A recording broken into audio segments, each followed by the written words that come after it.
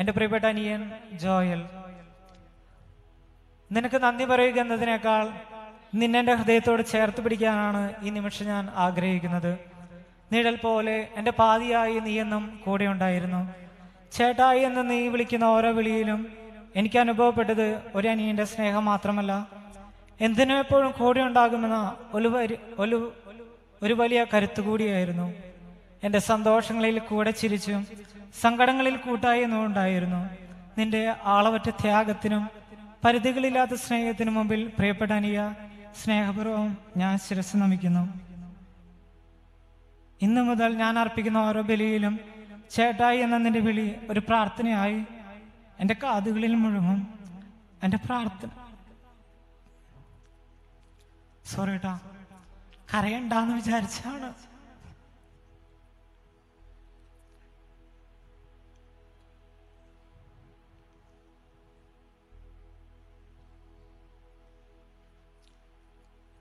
നിനക്കായി ഒരു പ്രത്യേക ഇടമുണ്ടാകും.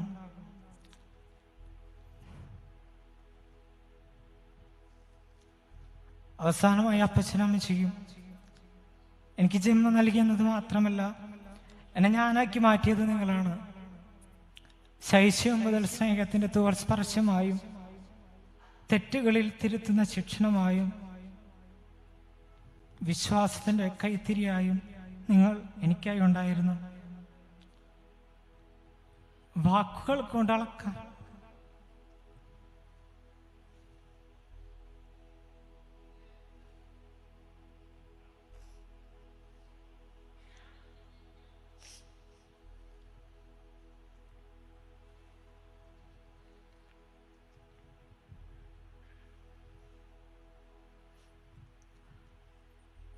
വാക്കുകൾ കൊണ്ട് അളക്കാൻ കഴിയുന്നതല്ല നിങ്ങളോട് എനിക്കുള്ള കടപ്പാട്.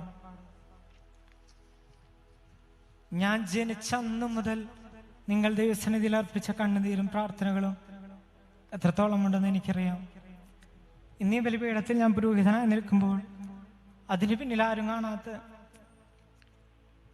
നിങ്ങളുടെ വേദനകളുണ്ട്, വലിയ ത്യാഗങ്ങളുടെ ചരിത്രമുണ്ട്.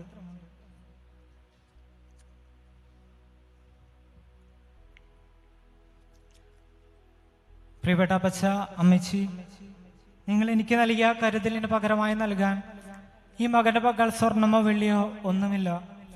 ഒരു സന്യാസ പുരോഹിതനായി മാറി എനിക്ക് നിങ്ങൾക്ക് നൽകാൻ കഴിയുന്ന ഏറ്റവും വലിയ വാഗ്ദാനം ഇതാണ്.